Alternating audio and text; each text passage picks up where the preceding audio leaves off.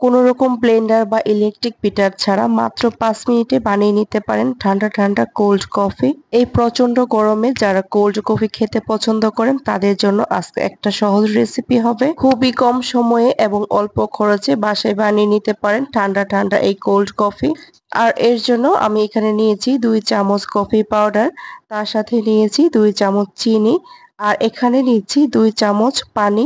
সবকিছু সম পরিমাণ নিয়ে আমি এটাকে অনবরত নাড়তে থাকবো যতক্ষণ না এটা একটু ঘন বা ফোমি টাইপের হয়ে যায়। এই প্রচন্ড গরমে বাইরে থেকে এসে এক গ্লাস ঠান্ডা ঠান্ডা কোল্ড কফি খেলে মন প্রাণ একদম জুড়িয়ে যাবে। রেস্টুরেন্ট থেকে বেশি দামে কোল্ড কফি না কিনে কিন্তু বাসায় খুব অল্প সময়ে এবং কম খরচে এই কোল্ড কফি বানিয়ে নিতে পারে। কফিটা যখন ঘন বা একটু ফোমি টাইপের হয়ে যাবে তখন গ্লাসের চারপাশ দিয়ে আমি একটু সাজিয়ে নিচ্ছি। এভাবে সাজিয়ে নিলে কফি দেখতে অনেক বেশি ভালো লাগে।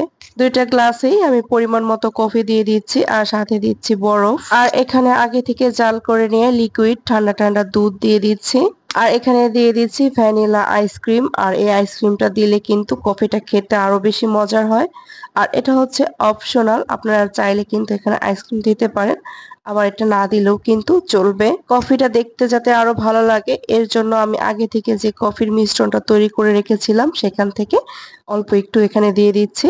এই তো খুবই অল্প সময়ে কিন্তু তৈরি হয়ে গেল ঠান্ডা ঠান্ডা কোল্ড কফি। এই প্রচন্ড গরমে এক গ্লাস কোল্ড কফি বানিয়ে খেয়ে দেখবেন, শরীর মন প্রাণ একদমই ঠান্ডা হয়ে যাবে। তো আশা করছি আজকের রেসিপি আপনাদের অনেক বেশি ভালো লেগেছে। যদি ভালো লাগে তাহলে অবশ্যই একটা লাইক, কমেন্ট আর শেয়ার দিয়ে দিবেন যাতে করে অন্যরাও এই রেসিপির ভিডিওটি দেখতে পারেন।